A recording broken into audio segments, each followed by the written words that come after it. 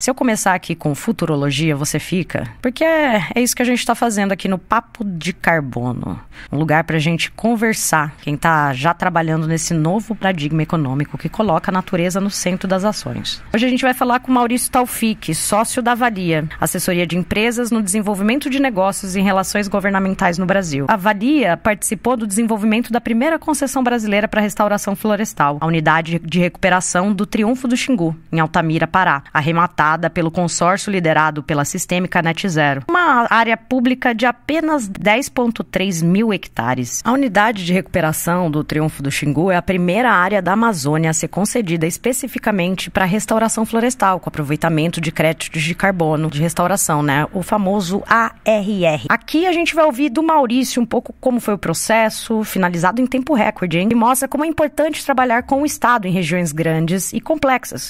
Como a comunicação com o entorno e as ações socioambientais fizeram a diferença. Disso, vamos praticar o que a gente falou ali no começo, né? A futurologia. O que será que vem aí? Vamos escutar o nosso amigo Maurício nesse aquecimento, né? COP30. Blá, blá, queria te ouvir. Claro, Luana. A Valia, que fica em São Paulo, é uma consultoria econômico-financeira de captação de recursos e estruturação de projetos, tá? Principalmente voltado no modelo de concessão, de maneira muito transversal em vários setores. Nossa especialidade, por exemplo, é a concessão aeroportuária e rodoviária. Tanto é assessorando o governo, quanto também assessorando os grupos, né, que entram nas licitações.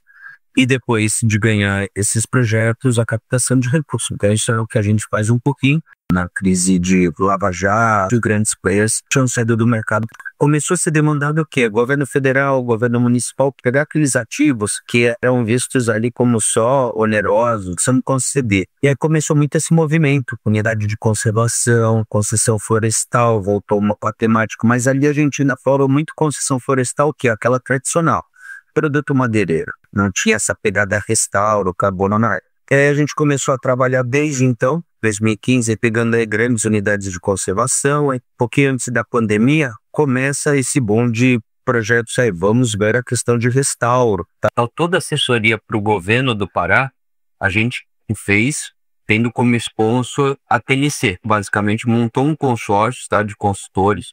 Então, teve a Valia no econômico-financeiro, a gente precisou de um pessoal técnico, né, para mensurar carbono, etc., que foi o pessoal da Geonoma. O pessoal do diagnóstico socioeconômico e comunicação, que é o pessoal da Plantur, e os advogados para fazer todo o diagnóstico jurídico, uma parte fundiária, então a gente pegou com a MRA advogado. Então é um consórcio multidisciplinar que a gente ficou durante 1 ano e meio fazendo workshop, levantando, fazendo estudo de viabilidade, roadshow, chamar investidor, grandes players ali para começar para ver como estava o projeto, SUMBAC, Regreen, Sistêmica.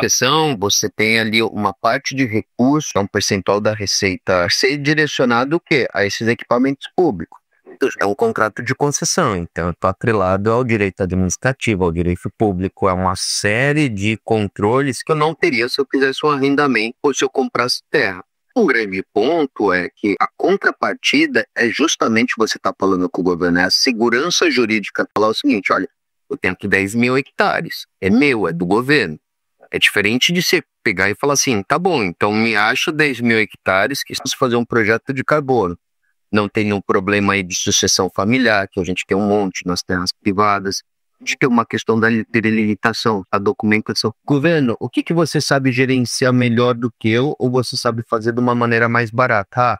A parte de segurança pública, a parte de monitoramento. Vamos repartir esses riscos? É uma agenda política que eu acho que deveria ser abraçada e mais. Corta a cena, tem a questão dele ter sido feita um pouquinho antes da aprovação da lei que regularia o mercado brasileiro. Não foi um leilão vazio, teve um contrato assinado, e é a questão do risco inicial, né, o early adopter da coisa, a primeira concessão. E o grande ponto aí, Luana, talvez que Márcio, você pergunta por que não teve então essa comoção, é que justamente os players que a gente tem desenvolvendo no Brasil projeto de carbono, eles sabem falar o quê? Privado com privado, não sei falar com o governo, a não sei falar o mundo de concessões. Então a gente está pegando dois mundos, o mundo do carbono e o mundo das concessões. É um novo momento dessa economia do carbono? A gente tem uma disponibilidade de áreas que é muito grande, muito grande. Você consegue ter uma escala, porque Mesmo ela sendo fragmentada, você tem interlocução com uma pessoa só, que é um governo estadual ou a União. O critério que foi escolhido para essa área específica, talvez a área sofreu mais desmatamento nos últimos 5 ou 6 anos. E ela ficava justamente vizinha ao maior desmatador do estado. Tem uma questão simbólica do estado ir lá no quintal dessa pessoa e falar, ó, vai ter uma concessão. A questão indígena, quilombola, não tinha nessa área. Mesmo não tendo, para ver se a comunidade mais próxima, tradicional, tinha algum uso direto, indireto, se beneficiava da área, de qual maneira, para ver o impacto que traria. Foi um casamento bom ali desse simbolismo. Então, assim, tem ali uma perspectiva de, após ter a primeira ordem de serviço, tá tudo ok, sistêmica pode começar, tá ali em torno de 3 anos já ter mais ou menos o primeiro crédito. Obviamente que é um crédito menor, porque você ainda tá na curva, né? O restauro tá menor. Esse restauro, ele vai pegar o ápice ali mais ou menos lá no 16º ano, que chegaria aí na maturidade. Em algumas metodologias métricas para ter crédito, teu contrato vai até 40 anos. Mas Verra, por exemplo, fala que em alguns restauros você precisa garantir por 100 anos. Como faz isso? Então o Estado entra, né, assumindo e fala, não, depois de 40 anos, garanto que essa floresta vai ficar em pé. Isso foi uma percepção de risco, né, para o mercado. Mas ok, depois de 40 anos, ou até a floresta crescer, se eu tiver, por exemplo, questão de invasão ou incêndio, 10 mil hectares, você não vai lá e bota cerca e vigia ali, alguns acordos de garantias. Para onde você acha que a gente está indo? Se também já vieram alguns interesses em outros projetos aí para vocês, já que vocês desenvolveram essa concessão? Legal, legal. Bom, eu acho que é um tema muito importante. A gente fala muito da questão da volatilidade de preço, mercado regulado do voluntário, etc. Mas acho que um ponto a gente está vendo é um foco muito grande, não na parte da receita desse projeto, mas dos custos. Custo de restaurar no Brasil, isso ainda é uma incógnita. Quanto custa restaurar 1 hectare no Brasil? Depende do estado. Bom, no Pará, depende. Está próximo a uma grande estrada, ele em viveiro próximo. Depende do bioma, depende do solo. Tem um consolidado base de dados. Fala quanto custa plantar soja no Brasil? Você consegue uma média. Agora, restauro, não tem. E aí entra um ponto que é como você financia esses projetos. Aí falando dos projetos de ARR e florestamento. Ele é muito intensivo em capital no início. Não é igual você fazer um RED que é só manter a floresta em pé. Você precisa plantar, você precisa preparar o solo, você precisa fazer uma série de coisas que, assim, primeiros anos você precisa desembolsar. PNDES, você que tá com a pauta verde, o que você tem aí para me emprestar? Tenho fundo clima, tá me pedindo garantia que eu não tenho. Muito, sai em jornal, você vai ver na prática. É senão mais caro ou mais difícil do que as linhas tradicionais.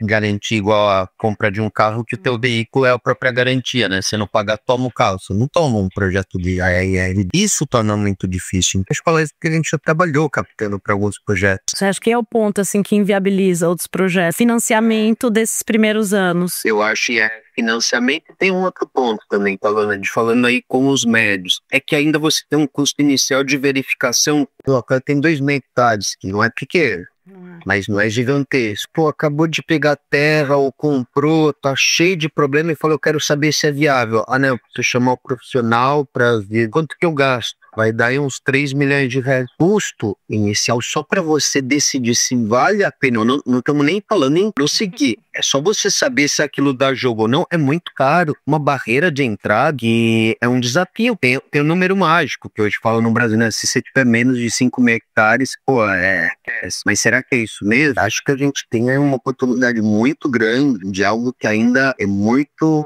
incipiente. E apesar de já ter uma legislação, acho que de 2020, da política dos serviços ambientais, só que você tem um problema gigantesco que você não tem mercado e nem metodologia prática de precificação, mas você tem outros créditos. Por exemplo, Colômbia, Costa Rica, tá trabalhando bem com crédito de biodiversidade. Tem mais coisa para integrar, né? Carbono é um só. Toda essa história, assim, do mercado de carbono, a gente fica chamando de volátil, que é todas as seguranças do mundo, sendo que tem, sei lá, criptomoeda, que é uma coisa intangível também. O que falta pro mercado abraçar e falar, não, beleza, vamos aí, vai. É interessante isso. A gente fez várias simulações assim. Dado uma área no Pará desse tamanho, nessa configuração, vale mais a pena eu conservar, plantar ou criar gado? Então a gente um modelo de pecuária e falou, olha, agora você vai ter receita mais cedo, vai ter esgotamento do solo, que você vai gastar com fertilizante, vamos botar isso em 40 anos e botar valor presente. Então é ver os cenários e trabalhar. Então, meter um gado lá, pô, daqui a um mês, você fazendo uma gestão, você começa a ter receita, plantar floresta, começa a ter uma receita legal daqui a 6 anos. O que eu faço nesse meio tempo, entendeu? O que você investiria no mercado de carbono hoje? Como que você prepararia alguém para lá, vambora? Existe a abordagem mais microeconômica mesmo, que é a oportunidade de rentabilizar dinheiro. Não é um mercado fácil. É um mercado que toma muita porrada, mas os papéis não estão ainda muito claros. Então, quando os papéis não estão muito claros, e a possibilidade de desenhos de projetos muito customizados, isso traz um ganho grande. Agora, existe uma visão um pouco mais macro, é a questão da perpetuidade do grupo econômico, porque durante muito tempo se falava muito, precisamos proteger a natureza, etc. Você acordar assim, dupla materialidade. Como o meio ambiente ele afeta nos meus negócios. Você fora, o mercado entra numa nova fase, porque você tem as normas internacionais de contabilidade, S1 e S2, que vão começar a obrigar esses players a reportarem perante auditoria independente, fazendo parte das demonstrações financeiras. S1 e S2 é o quê? Mudança climática e elementos de sustentabilidade. Como você faz a gestão desses riscos? Quanto que você investe? Quanto tem aquele impacto no seu fluxo de caixa? Meio ambiente, como que te bate? Eu quero também um pouco desse lado pessoal. Fui alpinista, escalador de montanha, né? Corredor de montanha, fazer aquelas ultramaratonas, aquela coisa que não piegas falar, tá? Mas uma coisa que mudou muito mais ainda a vontade de trabalhar nisso. Depois que eu fui pai, você fala justamente, não é uma coisa super filosófica, do legado não é eu queria que meu filho tivesse pelo menos a oportunidade de ver o que eu vi, ou melhor. Quando eu comecei a trabalhar nisso, não é que não tinha mão de obra qualificada, pelo amor de Deus, não, mas eu que uma lacuna entre pessoal das ciências ambientais e pessoal de negócio. Há uma lacuna. Há uma lacuna. O pessoal do front ali, às vezes não falar essa linguagem, esse pitch de negócio. E o pessoal de negócio não entender como funciona. Então, se pegar ali naquela lacuna e falar, eu acho que dá pra, com tempo, paciência, humildade, né, de, escutar, não vir com a arrogância do mundo dos negócios. Acho que tem muita coisa interessante que daí. E olha que bacana, talvez seja por aí que a gente estimule as pessoas a fazerem projetos contemporâneos e problemáticas complexas, atuais. Muito feliz e muito agradecida pelo papo. Imagina, eu que agradeço, Lu.